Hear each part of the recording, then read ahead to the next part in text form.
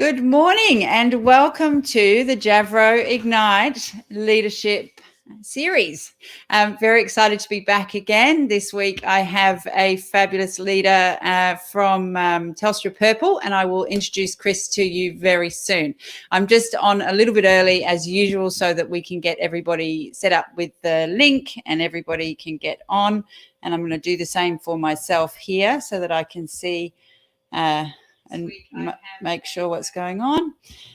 Wonderful. So I'm set up, and so now I get to tell you all about why I do this. So every week, most weeks, I come on at 11:30, and I have the pleasure of having a candid conversation, and I like it to be candid, with a leader from within the IT industry. And I have been very, very lucky over the years to meet some amazing people in the technology space. And I have, and showing my age, I have seen a lot of people from very early in their journey all the way through to being inspiring leaders today. I've seen some people enter leadership and choose not to remain in leadership roles. And so I've seen people traverse journeys. They've been local, they've been global. And I've always wanted to find a forum where I can bring these, what I see as mentors, to the marketplace so that people get to sort of share the value and the lessons learned and the experiences. So here I am running this series. I think I must be close to, I think it's about 30 conversations now. And so really just enjoying every conversation I have and bringing that to you. And just before Christmas, I was asked if by a number of people if they could get more access to the leaders that I was talking to. So I started a membership, which I'm really excited about. And that has all of the information, all of the conversations that we have here, including transcripts and notes from these conversations.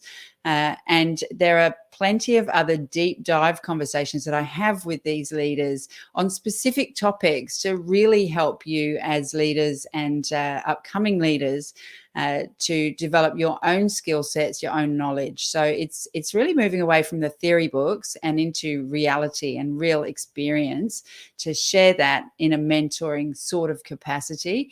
And soon I'll be kicking off the roundtables and the mentor sessions where some of the leaders are going to get involved and run some mentor sessions with you. And also we'll have roundtables where we can all get together and we can share the knowledge and share the love.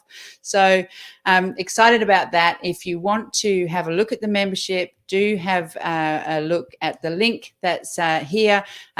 What I've done is I've kept the cost very, very low. So you'll get 30 days for free.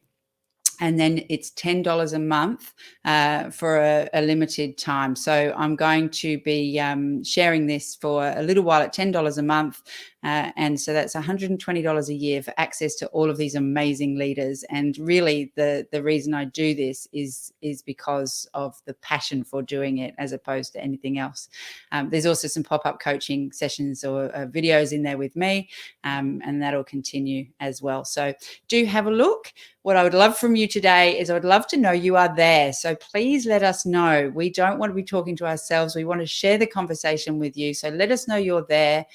Tell me where you're watching from, whether you're watching the live or you're watching the recording.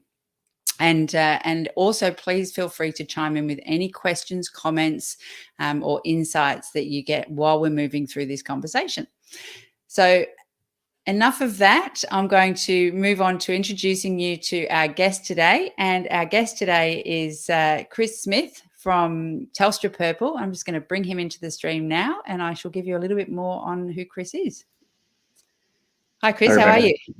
I'm well, Rebecca. How are you? Yeah, I'm great. Thank you.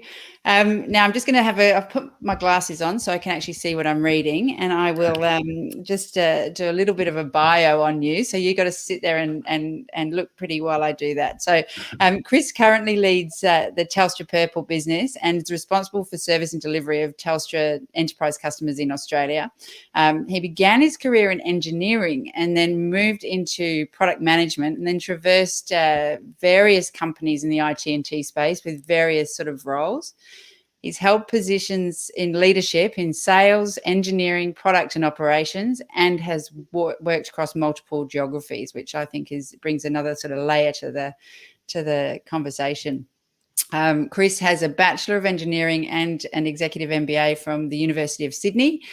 He's known for his passion for people, and he represents Purple's belief that it's people who give purpose to technology, and it's the power of purposeful technology that inspires people. So I think that's a phenomenal statement, and I'd love to maybe explore that if we get time. Sure. So welcome again.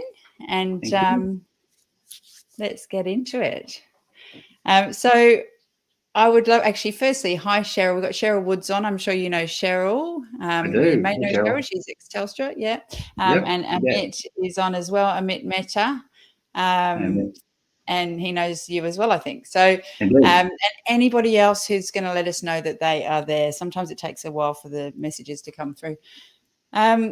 Chris, I would love to know a little bit about how you landed in leadership. So did you always know you had sort of leadership in you? Was it something that you aspired to, or did someone move you into leadership? What happened?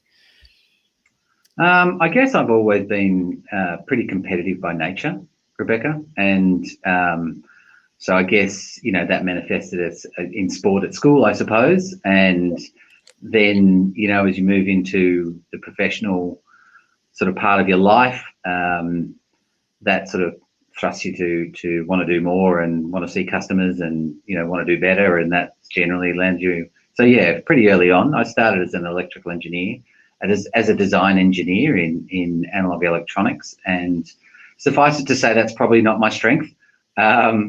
But systems engineering and customers and, what are we trying to achieve was something that I found was my passion. And so kind of quickly, I guess, pushed and pulled in that direction, maybe through maybe not being great at design engineering and better with customers, and then sort of into sort of leadership positions that way. Okay. And then you went on a bit of a journey overseas in the early part of your career. I know you said to me you were in, I think it was London and then a few other places. Yeah, that's right. We did the typical thing. My now wife, then girlfriend, after my MBA, we decided that we'd relocate to London. So we quit our jobs, bought one-way tickets, and decided, off we go. And so we did that with the usual, not unusual story that you go for a couple of years and come back nearly a decade later. So that certainly opened up, 10 years of super fun travel and work experience all over the world. I was really lucky. Yeah, fantastic. And you found yourself in the telecommunications space was where you that was a natural one for me. I started at a company called Alcatel Australia, now I think part of Nokia, and so sort of serving telcos. Telstra was a big client of ours, and so when we landed in the UK, and I think, Rebecca, at the time the Aussie dollar was kind of $2.7 to the pound, which was pretty challenging to buy your pints and food. So had to get a job pretty quick, and that was so I got a job in a software company and that was focused on telecommunications. So ended up working in doing projects all over Europe in Telecom Italia, Swisscom, Belgacom, a whole bunch of different into Eastern Europe, Middle East, and so that's kind of went from there, really. Yeah, wow. And when we spoke a few days ago, you talked about the importance of communication. And I'm guessing if you're going through all of these different countries and having to work in different cultures and all of that, learning how to communicate with those people would have had to happen fairly quickly. Yeah, but I think that's the super fun part. I mean, we were in the early years of my time abroad, it was a provisioning company. So we were delivering automated provisioning for telecommunications products for Telecom Italia. We automated all their provisioning systems. It's the same problem to solve in Rome as it is in Switzerland, in Belgium, in in Riyadh. But the cultures and the language and the communication styles are all very, very different, and that then drives into how projects are delivered and how people expect to be dealt with, and so that's the fun part. You can solve the same technical challenges, albeit different in different environments, but with very different experiences because of those different cultures and communication styles. I loved it. It was why it was so much fun. Yeah. Did you have anyone giving you guidance through this, or were you just kind of having to roll with it? Has my sound gone again? You broke up a bit then. Just maybe you repeat that one, Rebecca. You're back. Sorry, you got me. Sorry. So I was just saying, did you have anyone guiding you through this, or did you just have to roll with it? Oh, I think you develop mentors and friends along the way. I was very lucky to meet some amazing people early on. In fact, one of my best friends today interviewed me for my first role. She'll be back soon in a minute. In the UK, and he's still a friend and a mentor, and I think you pick up mentors along each part of your journey, and that's how you live and learn. But I think keeping an open mind of where you're going to end up next is helpful when you're particularly when you're abroad, I suppose. Yeah. Okay. I'm just a bit concerned about the tech here because I think we're breaking up a little bit. Are you hearing me okay? I am now. Yeah, you broke up for a minute, but you're okay then. Okay, no, because your voice broke a little bit there as well. Okay, and just while I've got a segue, I'm going to say hi to Luke Power, who's on as well, and then George. Hey, Luke. George Skordos has said only thing the Barmy Army had to shut up about at the cricket, Chris, at the time, $3 to the pound. Okay. Yeah. Important comment. Yeah. Not wrong, George. So in terms of your journey as a leader generally, how have you had mentors who you've looked up to? Have you done a lot of reading and sort of leadership development work yourself, or have you learned from different people that you've seen in leadership? What's been your sort of learning journey from that perspective? Look, I'm probably not a huge reader of leadership books, if I'm honest. More of a follower of people. And I've been, hey, Rob Walker. Rob and I rode together a long time ago. He was much better than me, just for the He says he's an Olympian, record, Rob. So, yeah. I've been lucky. I've worked for amazing people along the way. And they've formed that player coach, role for me, and people like Mark Greenquist, our CEO at Telcordia, amazing sort of understanding of industry, and taught me a lot about private equity and how that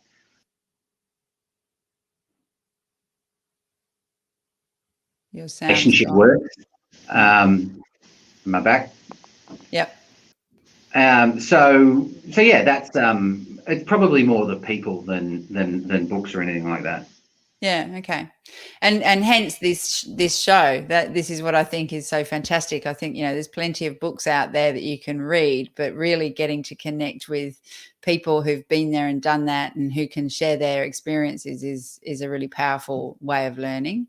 And I don't know that you have to always be sitting in a room with a mentor. It's sometimes just a question of learning from people. I know you mentioned you had icons as well in leadership that you sort of looked up to.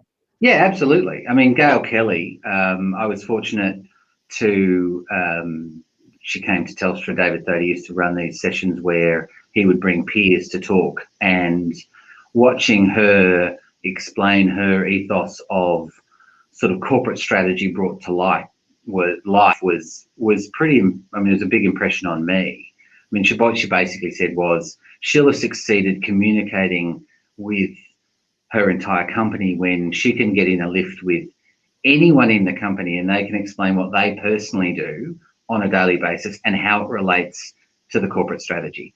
which in an organisation the size of Westpac is a huge goal. Yeah. But what a wonderful idea! What a wonderful goal to have. So it's actually something I try to aspire to. I certainly think I've got a fair way to go to get there. But and particularly now it's more challenging. I think where a lot of these events are virtual. So I'm actually thrilled. I'm in Brisbane today. We've got our first in-person quarterly update with our team up here in Brisbane. So I'm pretty pumped. We'll actually have a whole bunch of people in a room where we can do exactly that, talk about what we're trying to achieve and, how we each have to play that role. Yeah. Oh, that's exciting. It's bizarre how exciting it is to get in a room with people now because we've just been so starved of it. Yeah. Yeah. No, that's awesome. And that's a great thing to aspire to and something that everybody can kind of focus on, it's really powerful. I've got a question that's just come into the chat box here. So Amit has said, keen to know about your daily routine from start to close of day. How do you create balance of health, work, family, keeping up to date with technology? Do you give back in the community through some ways? This is a lot of questions. Sorry, long question, it says at the end. Yeah, I can see it. I can see it come through. Yeah, okay. Thanks for the easy question, Amit. Hey, look, I've always been an early riser since the days of trying to row and keep up with Rob Walker, who's on this call. So I still do that. I wake up at sort of 4:45, do some exercise, and then have that all done before my daughters wake up. And so one benefit of this whole not traveling thing, breaking the habit of a lifetime, because travel has been the habit of a lifetime for me, has been being home and being present. So it's been marvelous. I get that all done by 6:15. I get time to have breakfast with my daughters and stay connected with them through that. And that's been amazing. That's been a real benefit of how we get to do it. Yeah. I think that, I'm hoping that despite having just told you I'm traveling here in Brisbane because I live in Sydney, and I've missed that this morning. I've missed seeing them, but hopefully we don't swing too far back around that. With respect to community, I mean, we donate to a lot of different causes. My wife also works in not-for-profit, so ran the community preschool that we used to, the girls went to, and she's now studying a degree in social investment, which is exciting. Right. Oh, wow. That's very cool. Excellent. And so thank you, Amit, for the question. And, I think people are always fascinated with how successful people start their days and end their days as well. Something that I do with, or I recommend to a lot of the leaders and the people that I work with is having actually something as simple as a gratitude diary that they sort of use at the end of the day. I love also when you can do that with your family. So when you are present, whether it's breakfast time or whenever you actually do get to all sit together, is actually sharing gratitude at that. That's a lovely idea. Forum as well. Really powerful in terms of mindset and no matter what happens and how much time you don't get to spend with the family during the day, having that moment together is really important. I love that idea. I might, because I haven't nailed the end of day thing, to be perfectly honest. So I might try that. That's a good one. Yeah, there you go. So look, we've got Ewan has come on. Chris, you are actually quite humble. How do you manage that with the self-promotion perhaps needed in large organizations? Great question, Ewan. Yeah, thanks, Ewan. He's a good friend of ours and a wonderful friend of mine who was actually a big part of the Telstra Purple journey, one of the first companies to join us, and an incredible CEO. I don't know, Ewan, you know me better than I do, I suspect. I think it's all about a we, isn't it? I mean, it's we, even in a big company. And Telstra's a big company. So I think it's about promoting the team and what we can do together. And that's how I get around talking about I. Yeah. Yeah. Well, hence the I'm just looking for where do I have that statement that was in your bio. That's the power of purposeful technology that inspires people, and people give purpose to technology. So that sounds very, very team focused in terms of, Well, yeah. yeah, we are just a group of people. We broke up. With an inspiring lead. I mean, Are we there? Group of people with an inspiring leader. yeah. So, I mean, we're a group of peeps that work hard for our customers, and I can't do that on my own. And back to that point, I'm not that great with the hands on the tools, so I need a huge amount of people who are great. So it is that is how we get out of bed every day. And if you look at some of the amazing projects that we've done, and I think it's more than just Telstra. I think the tech industry has done an incredible job helping our country and beyond through what's been a very challenging period. So, and there's a lot of purposeful things we've had to do to keep people moving and running and connected and delivering value. So, I think that is what we put front of mind, and that's how we like to be thought about, and that's how we actually get our talent as well, because people who want to come on that mission with us. Yeah. It's so important. Don't get me started on that one.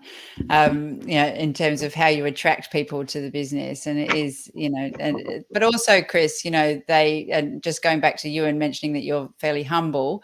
I'm just going to say that companies attract and cultures attract people, but people leave leaders. And my understanding is you've had a fairly strong retention rate through the time you've been with the business. So kudos to you from that perspective as well. Yeah. And I'd love to just dig a little bit more into the conversation around Telstra taking on some of the most, what I have seen as some of the most dynamic cultures out there. When they did take over O2 and Redify and so on, and what the journey was like for you from that perspective, sort of, because that was a balance as well, right? Absolutely. And I mean, it's just brilliant. Ewan's actually, on here. I mean, when we talked the other day, I meant what I said, and Ewy's on, so he can call BS on me live. But we have a purpose in what we're trying to achieve, and we set out to find organisations and people who wanted to, or who could become part of that journey. And our approach for bringing everyone together was to create an opportunity to do that and to create an identity, but to respect where people have come from. So, the O2 Networks culture lives on. The engineering awards, I think, Ewan, are still happening, probably virtually last year, but, the same sorts of, cultures continue. The Redifarians are still the Redifarians, obviously over time as people come and move around, but our approach, and even in our name, Telstra Purple, people tell me it's a brave choice, and I guess it probably was, but that came from one of our peeps. We got lots and lots of suggestions. I'm not saying they were all helpful. There were some pretty cheeky suggestions for names in there, but that's how we came up with our brand. And so I think we do try to live through that, and I think that's how we've been successful so far in bringing these very different organisations together by respecting, who the peeps are and what they want to do. Yeah, fantastic. And just the fact that you're getting cheeky suggestions for names and things means that it's a fun environment where people feel comfortable to say what it is they want to say as well, which is also really powerful. So, yeah. Sometimes challenging, but always great. Yeah. Now, Julia has, hi, Julia, how are you? She has asked a question. You can see those there? Yeah, I can, I don't want to read them to you if you can see them. Yeah. So, Julia, how's the last year changed how we interact with customers and my team, or our team? Tremendously. I think, it swings and roundabouts. Obviously, there's a lot of this video with customers as well. That's that's not been a really big problem. It's made sort of creation harder, but I think we've all got, you know, on board with tools like Mural, etc., where creative tools can be used collaboratively online. I still believe there's so much value of people getting in a room and interacting, and the non-verbal cues. You know, it's harder to just look at screens of people, right? Where you see more and more research about that coming to light. But I think it has a place. On the other side, it's also unlocked, I think, the value of being able to get the right people in front of the right customers more readily. So, you know, we have far greater cross-geography teams working together because they can. And it's not that they couldn't in the past, but, you know, we believe with a lot of customer time, a lot of face-to-face, and, you know, it's better in person, and that's been the old way of working. And I think now, with a greater adoption of a blended sort of model, we can still keep that value though. And I think that's now our mission is, how do we use this blended way? We're not going to go back where everyone will snap back to workers working in workplaces. Workplaces will be in many places, and so we can use that. We can use tech, and we can unlock the value of both ends of it. We can get the creativity of a much broader team, but also, I think, hopefully, fingers crossed, we can all spend more time together as well. But it absolutely has changed, certainly in the customer facing teams, significantly. Yeah, and it seems to have changed the expectations of the people as well. So it's interesting. You get a lot of people who really struggle working from home, but then now there's a lot of demand for hybrid environments, and people saying, I just don't want to come back to the office. So that has a big impact on how, as a leader, you make decisions, I suppose, and you lead your team. Yeah, absolutely. And you see lots of different responses from different companies and organizations about, you know, 2 days, 4 days, 3 days, no days. I think organisations have to make their own choices on those policies, and then, you know, staff will choose to be part of your team or not part of your team. And I honestly think, again, if you start with the purpose and the outcome in mind, then actually you retrofit rather than trying to come up with a blanket. You know, we expect this from you. I think. And I think this way of working unlocks a lot of choice. People can choose where they want to work, or with whom they want to work, because it's not so much a where. Yeah, absolutely. Yeah, Julia's message that she's seen the same thing across her clients. Now, we have 5 minutes left, and I have another question for you that I would love to ask. I know time flies when you're having fun. I'd love to just get an understanding of, well, just ask you a question. You've been on a long journey. You've been sort of in product, you've been in sales, you've been all sorts of areas, and I'm guessing you've learnt a lot of lessons along the way. Some the easy way, some the hard way, perhaps. Yep. So, you know, what are the key things that really stand out for you? What sort of things what are the differences between when you started in leadership to now that really stand out for you, that you think have been important lessons as a leader? What a great question. I think that, you know, younger Chris, I was going to say young Chris there, but I still think I'm, you know. Yeah. Actually, my younger daughter is wonderful. She plays along, says I'm 34. I think young Chris was impatient. You know, there's no doubt about that. But I think the other thing that I reflect on is just understanding my objectives and our objectives, and then what are the objectives of who I'm working with, whether they're internal, whether they're customers or otherwise, and look for the alignment points, because that's where the true value gets unlocked. And I maybe I'm just slow. I always thought about, well, there's just one lens of that, and that's what the customer has asked for, and everyone else falls in line with that. But, you know, it's broader than that, right? There's lots of people in customers, lots of different requirements, and they're not always, you know, orthogonal and similarly. all the partners, particularly in the tech world, right, where you've got lots of different partners working together, objectives don't always align. So that's probably something I wish I'd learnt earlier. That I think really, I try to keep in mind in every conversation. What am I trying to get out of this, and what do I need who I'm working with to get out of it too, for them to be part of this. Yeah, absolutely. Okay. Yeah, absolutely. George has asked a question, I think. I should wear my glasses when I'm doing this, because then I can actually see it. George, do some of the Telstra Purple acquisitions with overlapping offerings pose a challenge in managing competing offers?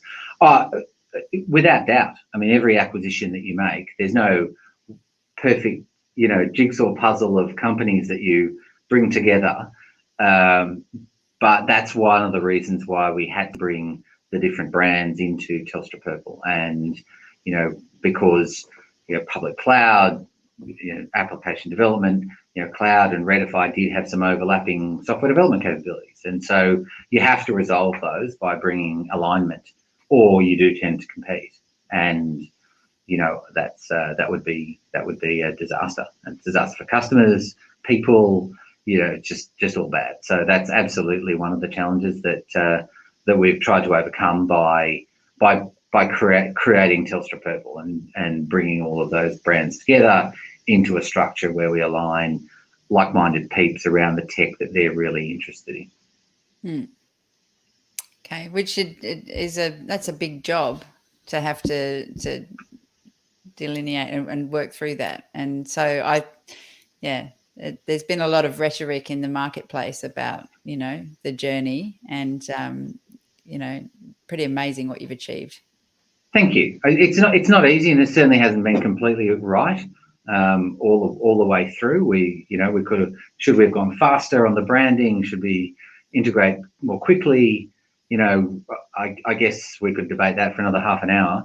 But I'm pretty pleased with where we've got to, and I think we're doing pretty well, with our customers and for our customers with what we're trying to achieve. So it's been a fun journey. Yeah. George agrees. Yeah, big job. So with 1 minute left to go, I'm going to ask you my closing question, and that is, and firstly, thank you, by the way, for being so open and so generous on this conversation, and being open to responding to everybody's questions about your how you run your days and all sorts of things. It's been great. My big question for you now is, if you could only share one piece of advice, so you could. Everything else is gone. You can only say one thing to a leader coming through. What would that most important piece of advice be? Well, first of all, thanks for having me. It's been super fun, and it's great to see so many friends on as well. I think go fast. That's my. I think you don't hesitate. Move quickly. Okay. Yeah. Move as a leader, taking steps in your career everywhere. Everywhere. There's so much you can do, and you won't always know where you're going to end up yet. But I've been blessed. I've been to 70 countries, worked in sort of pretty much every region of the world, met some amazing people, and I feel like I haven't even started. So time is quick. So go fast. Excellent.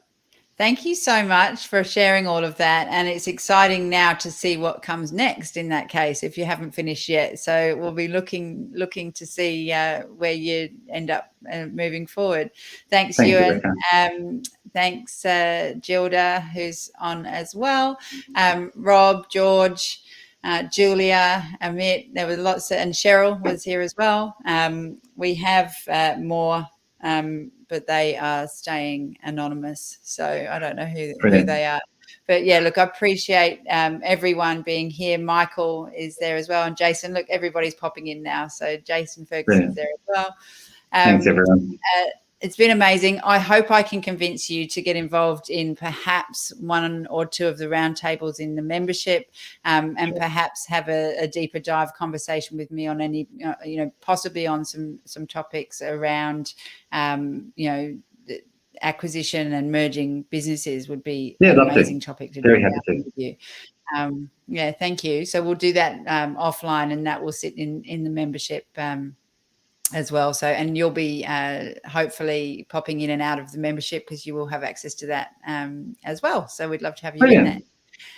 Thank you. Thanks again to everybody. It's been great. I will let everybody get on with their day, enjoy their lunch. Next week, join me. I have, oh goodness me, I do this every week. I forget to write it down. It's my one thing every week. I have Matt from Infoblocks on. Oh, cool. Matt Hanmer, that's it. I've suddenly his name's come back to me, from Infoblocks on next week, and so really excited to have him coming on to talk to us as well. So I will hopefully see everybody there, and I'll say farewell. All right, take care.